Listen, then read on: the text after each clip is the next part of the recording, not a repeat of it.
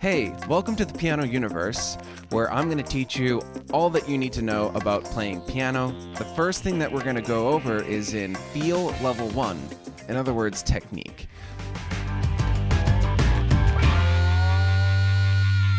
When we set up, what you're going to want to do is sit towards the edge of the bench, sit up nice and tall, and when your hands are on the keyboard, the bench should be high enough where your forearm is parallel to the ground, like this. And you should be far enough from the piano where your knees are right under the piano, and then if you were to extend your arms, then your fists would be right up against the fallboard like this. Okay? Now, you should also be in the center of the piano, meaning that if you want to play the highest note on the piano, you don't have to move with your right hand like this. Or if you want to play the lowest note on the piano, you also don't have to move with your left hand like this. Now, the last thing that I want to go over for this first concept of setting up is our finger numbers, something that I'm going to reference a lot. So let's put our hands together. Round of applause for yourself. Just tap your finger number ones. These are 2s, 3s, 4s, 5s. Now, a little exercise you can do to practice this is call out a hand and a finger number. Like I'm going to call out right hand, finger 2, and then play any note on the piano with that finger, like this. Left hand, finger 5. Right hand, finger 4. And so on.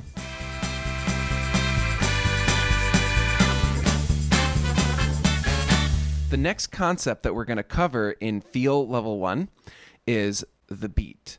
And I say that this is in the feel category because it's kind of like walking. When you walk, you don't really think about it, but you take one step at a time steadily. So let's practice this together. And so find this note on the piano. And here's what we're going to do. I'm going to count off 1, 2, 3, 4. We'll come in. 2, 3, 4. Then we keep playing this. Now, the cool thing about when you have this steady beat is you can also double the rhythm that you play, which is how long you play, or you can have it. So let's say I'm going to play 4 of these notes to this beat, and then I'm going to hold these notes twice as long. Double time, or half time, I should say. 1, 2, 3, 4. 1, 2, 1, 2. And then I can also go half as fast. So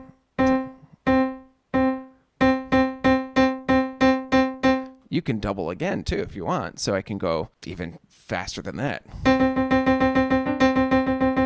Or I can go, let's say I held it for 2 beats. Sorry, 1, 2, 1, 2. What if we held it for twice as long? 2, 3, 4. 1, 2, 3, 4. All right, so spend some time focusing on this. Choose a note on the piano. And then practice playing however fast you want, as long as it's steady. And then practice doubling the length of what you play and halving the length. So if you decide to go slower, you can still do and this.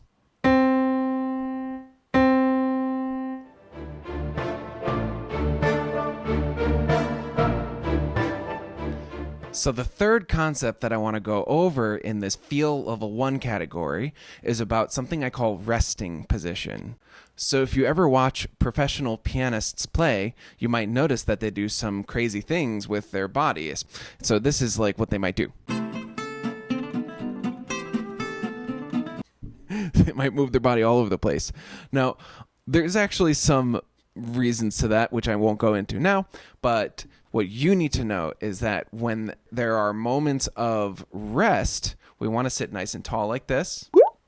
And in between, you can move your body so that the tension matches what you're playing. So let's do this as an exercise. Put your thumb here and then play steadily from here to here. Just using all of the fingers. 1, 2, 3, 4, 5.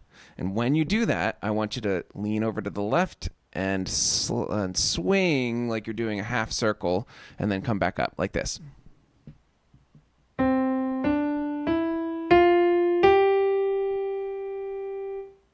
And then let's do the opposite. And you can still swing in the same direction, or you can swing the opposite direction.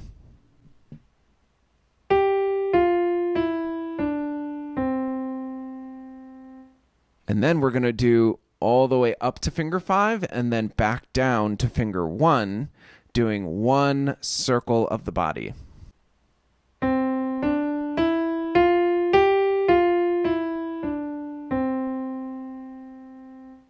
Coming back to resting position.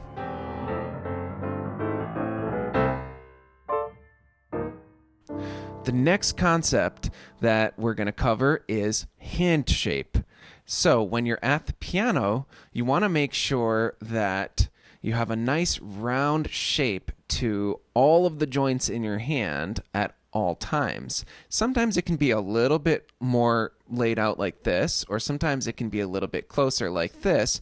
But notice, no matter how far I'm stretched out, every joint is always bent this direction, not this direction. So what can we do to practice this? Let's go back to that 5-note thing that we were doing earlier. But before we play it, and you can do this with the left hand too, we're going to make a fist, slowly release out, and then place your hand into the position, and then try every finger separately, trying to keep those joints nice and curved the whole time. Now, another way you can practice this is by standing up nice and tall, like this, and then letting your arms hang at their side, and then pay attention when your arms are just loosely hanging at your side. What is the shape of your hand? That shape is the most comfortable shape that you have. Now take that hand shape and bring it up to the piano and do that same exercise.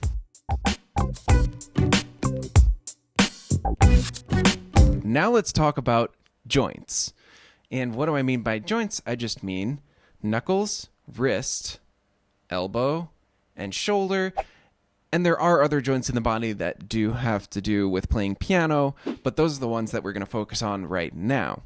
The exercise that I'm about to give you helps you to focus on every joint one at a time, so that when you're moving all of them all at once, you're able to change what you can focus on at a moment's notice. So first, we're going to set up our hand in that same position that we've been doing for the last few videos, although if you wanted to, you can start to try and experiment and move around the piano a little bit more. Then, once we set up, we're going to lift up finger 1 like this, and then play, and release. Then do the same thing with every other finger. 3, 4, 5. Okay, and then we're going to do that same thing, and this time I'll show you with my left hand just so that you see I can do it with both hands. Then we're going to do that same idea, but we're going to, instead of lifting from the knuckle, we're going to lift from the wrist like this. Notice that none of my other joints are moving, or very minimally. Then we're going to move from the elbow. So lift from the elbow, drop, lift, drop. Play all the fingers. And then we're going to lift from the shoulder. And so that's not going to look like this. It's going to look like this. You're going to lift forward and drop.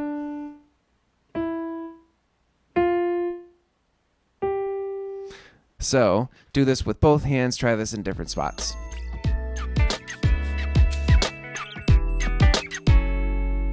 Now let's talk about volume control, or as music professionals would call it, dynamics.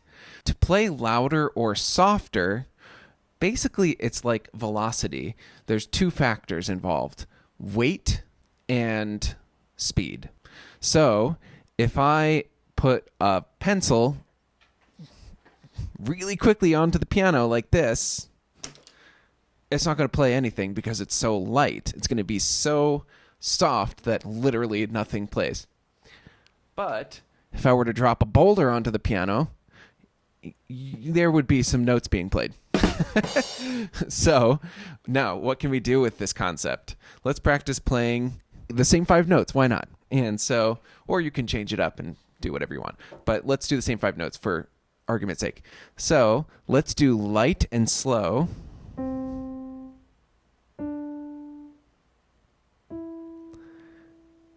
Then we can try heavy and slow.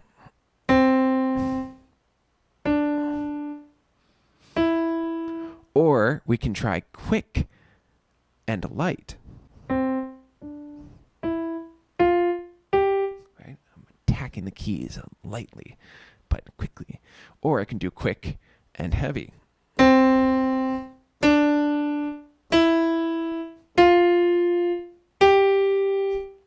So you get a really loud sound.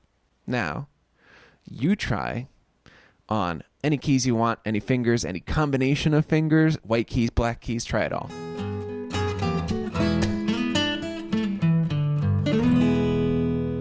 When you're playing piano and you want to play comfortably, you have to only use the muscles that are necessary to use in the moment. What I want to practice right now is relaxing muscles. And so in order to feel the relaxation of a muscle, sometimes what you need to do is feel the tenseness of the muscle. So I want you to tense every muscle in your body. And then we're going to release one muscle at a time. I want you to release your fingers first. And then let's release the wrists. Now I'm floppy. And then I'm going to release the elbows. From the elbows, I should say. Then I'm going to release from the shoulders, and then from the neck, and then I'm going to release from the upper neck, I guess you could say, and then you're just going to fall. So this is a ragdoll technique. Now, when we're actually playing piano, there's another exercise that you can do. If we take those 5 notes that we've been playing this whole time, let's do one note at a time, and here's what I want you to do. You're going to play finger 1, and stretch out the unused fingers and then relax them. So play finger 2, stretch and relax. Finger 3, stretch and relax. And then do this with both hands, all 5 fingers. And then you can also do the same thing, but instead of stretching your fingers and relaxing, you can do something like your shoulder. Lift the shoulder, relax the shoulder. Finger 5. Lift the shoulder and relax the shoulder.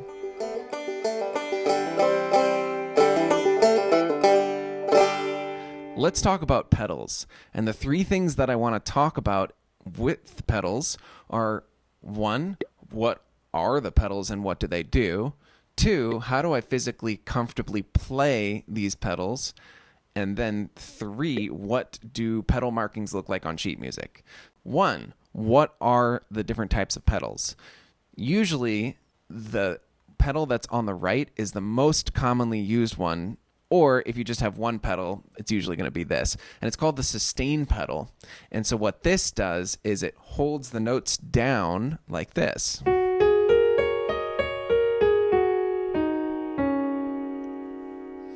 And then the pedals that are on the left and the middle, they can change from piano to piano, but usually the pedal that's on the left is the soft pedal. And so it kind of changes the sound a little bit. It makes it softer, but it also kind of dulls it a little bit. And then the pedal on the middle, in the middle, changes from piano to piano a lot. And on some pianos, what it does is it holds the note down that you're currently playing. So if you do this and then hold that middle pedal down, then theoretically what it should do is hold that note. But it looks like my program doesn't do that. Oops. The middle pedal can also be a practice pedal, which makes the piano really, really soft. Or sometimes it just sustains only the half that's on the left of the piano. Piano technique, when it comes to playing pedal, this is one of the reasons why you want to, there's my dog, Millie. So this is one of the reasons why you want to sit towards the edge of your bench so that you have weight on your feet. Then this enables you to keep your heel on the ground while you play the pedal, and then lift up from the front of your foot like this. and then place it back down, and your foot needs to be far enough where you can fit your toes and the balls of your feet on the piano pedal like this. So, cool thing you can do, practice with that right pedal, the sustain pedal, hold it down, and then play some black keys. And then lift up and reset when you want to change the sound.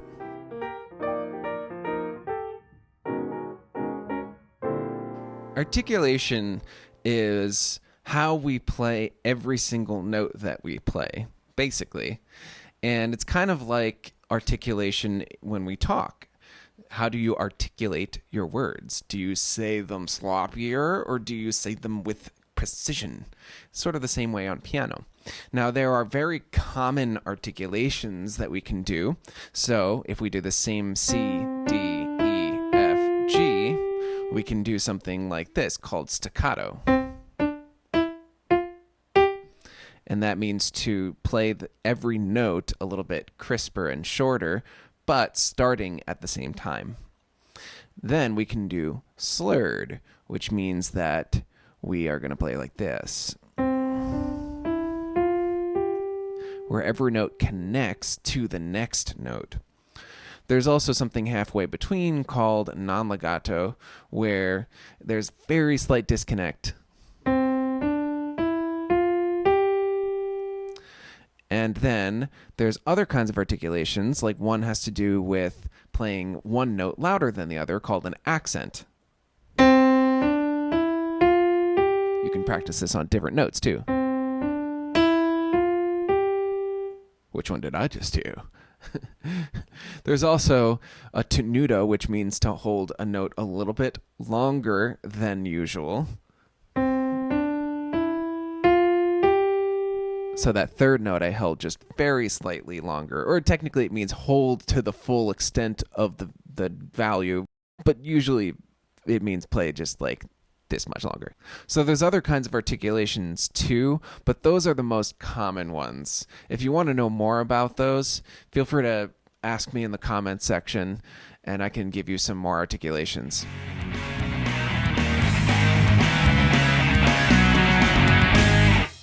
One of the most fun things that you can do at the piano actually has to do with technique.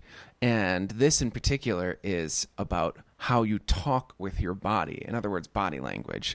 And so when you're feeling angry on any given day, you might hunch over, you might furl your brows and do like a whole bunch of like stiff movements. Or if you're happy, you might like prop yourself up, be bouncy, have an overall lifted expression. Or if you're sleepy, you might just like fall over a little bit. So think about all these different ways that you act with your body, and then we're going to transfer that to the piano. And when you move your body in these different ways, it affects the sound that comes out of the piano. So if I were to be angry, for example, let's go with that stiff movements. It makes the sound a little bit harsher, a little bit louder. And then if I was sleepy,